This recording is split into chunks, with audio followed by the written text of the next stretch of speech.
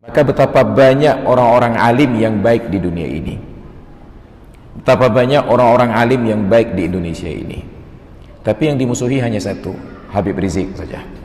Kenapa? Karena beliau memperbaiki keadaan, bukan hanya berbuat baik untuk diri sendiri. Andai kata beliau mencari aman, maka beliau sudah aman di Arab, tinggal tawaf, umrah, sa'i, haji, aman, tidak ada yang mengganggu beliau di sana. Tapi karena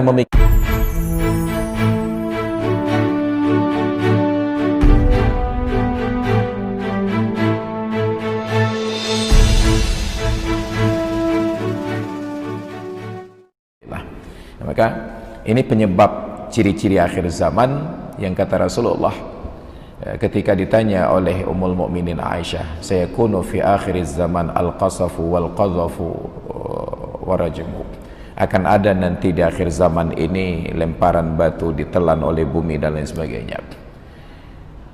Apa pertanyaan Ummul Mukminin Aisyah? Aqalilun fina as-salihun ya Rasulullah, apakah orang-orang yang soleh di kalangan kami sedikit ya Rasulullah? Nabi menjawab, antum kathir, orang-orang yang soleh itu banyak. Wa qalilun minhumul muslihun, yang sedikit itu hanya yang berbuat kebaikan, yang memperbaiki keadaan.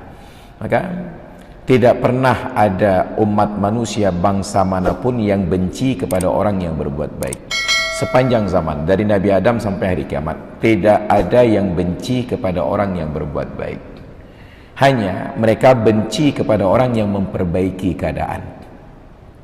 Kita sholat jamaah nggak ada yang benci kita, semua senang ke kita. Kenduri diundang, ke warung kopi ditraktir, semua selesai. Tapi jangan pernah ajak mereka sholat berjamaah.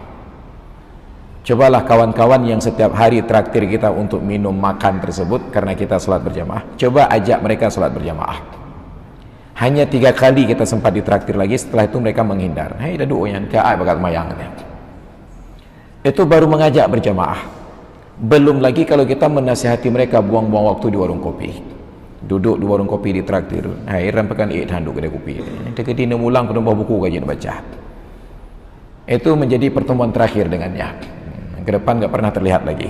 Asal melihat kita datang, dia langsung bayar tagihan, berangkat aja. Kenapa? Karena manusia tidak ingin diubah keadaannya menjadi lebih baik.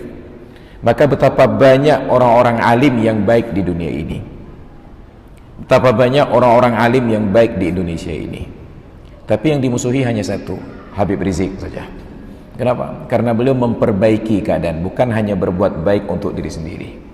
Andai kata beliau mencari aman, maka beliau sudah aman di Arab, tinggal tawaf, umrah, sa'i, haji, aman, tidak ada yang mengganggu beliau di sana.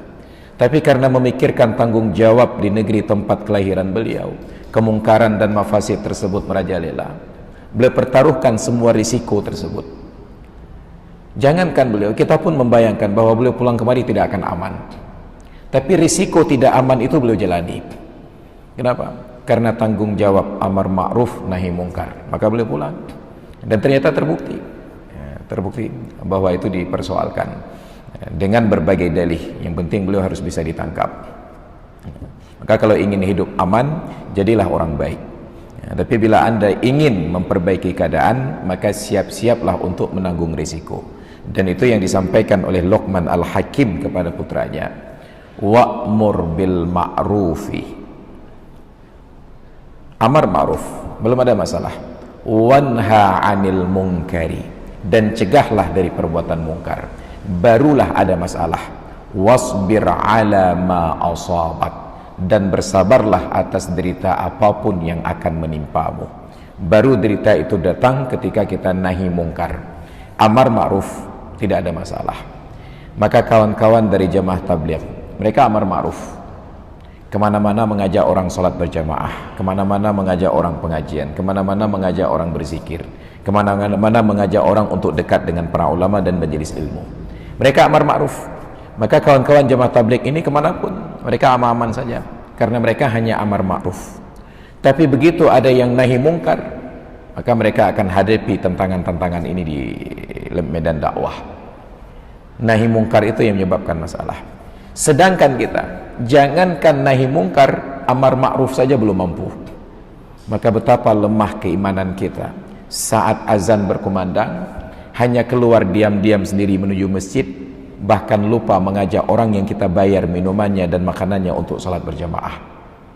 Kita memberikan makan dan minum kepada orang yang tidak kita ajak untuk berjamaah. Maka nauzubillah, ini persoalan kita. Ada golongan yang menjalankan amar ma'ruf nahi mungkar, mungkin dalam hal ini dalam tanda kutip FPI. Ada golongan yang amar ma'ruf belum sampai nahi mungkar, mungkin kawan-kawan dari kalangan jamaah tabligh. Ada yang paling bawah, sudah tidak amar ma'ruf, tidak pula nahi mungkar seperti kita. Nah, dan kita belum terbawah sekali, karena ada lagi di bawah kita, ada yang mungkar saja perbuatannya. Dan kita masih bersyukur, masih berimbang antara ma'ruf dan mungkarnya.